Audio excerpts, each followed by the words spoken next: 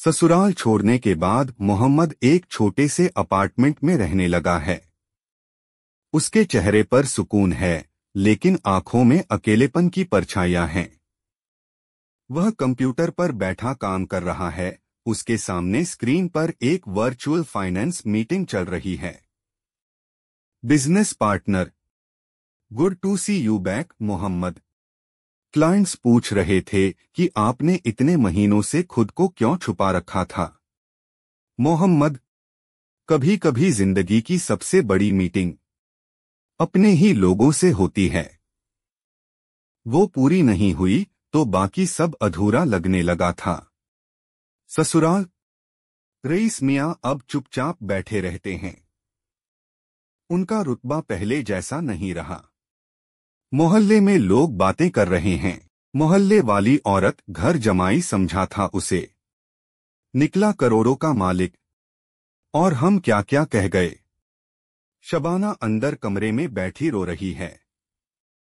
उसकी मामी समझाने आती है। मामी, बेटी, मोहम्मद जैसा आदमी किस्मत से मिलता है।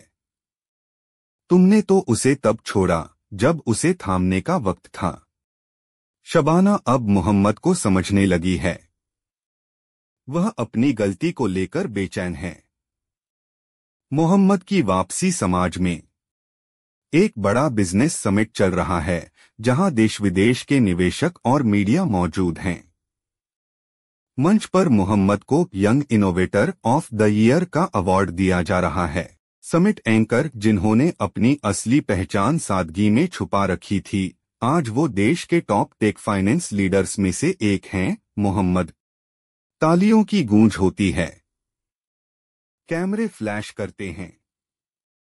मोहम्मद, मैंने दौलत कमाने के लिए नहीं, अपनी मेहनत को पहचान दिलाने के लिए काम किया था।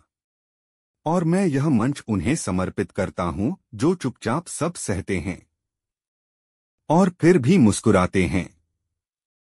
ससुराल की बेचैनी। रईस मियां टीवी पर वह कार्यक्रम देख रहे होते हैं। उनके हाथ कांप रहे होते हैं। रईस मियां आह भरते हुए, जिसे हमने नकारा समझा, वो पूरी दुनिया में नाम कमा रहा है और हमने उसे सिर्फ नौकर समझा। शबाना अब खुद को रोक नहीं पाती। वह मोहम्मद को फोन करती है, लेकिन मोहम्मद कॉल रिसीव नहीं करता। वह एक मैसेज छोड़ देती है, मोहम्मद, अगर माफी का कोई मतलब हो तो मैं ताउम्र इंतजार करूंगी। बस एक बार मिल लो। मोहम्मद और उसकी माँ। मोहम्मद अपने पुराने गांव की ओर निकलता है। वहां उसकी बूढ़ी माँ अकेली रहती है। जैसे ही वह दरवाजे पर पहुंचता है, माँ दौड़कर उसे गले लगा लेती है। माँ, बेटा, तूने इतने दिनों तक कोई खबर क्यों नहीं दी? तुझसे मिलने की आस में हर दिन दरवाजा देखती थी। मोहम्मद, माँ, सबके पास लौटने का मन करता है, पर जहां सिर्फ ताने मिले हों, वहां दिल नहीं ले जाता। मोहम्मद अपने गांव में एक टेक एजुकेशन सेंटर खोलता है, जहां गांव के बच्चों को डिजिटल शिक्षा दी जाती है। बोर्ड पर नाम लिखा है, सादगी फाउंडेशन, हुनर और इज्जत की पाठशाला।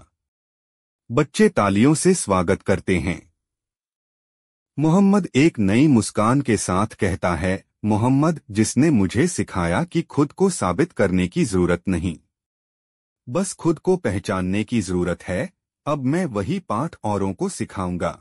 शबाना अकेले अपने आंगन में बैठी होती है। टीवी पर सादगी फाउंडेशन की खबर आती है। वह मोहम्मद की तस्वीर को देखती है और कहती है, शबाना, तुमने मुझे खो दिया मोहम्मद, और मैंने वो खोया जो कभी लौट नहीं सकता। जब दुनिया सादगी को कमजोरी समझती है, तब सादगी ताकत बनकर समाज को रास्ता दिखाती है। पहचान खो भी जाए तो आत्मसम्मान जब वापस आता है, तो पूरे समाज को आईना दिखा जाता है।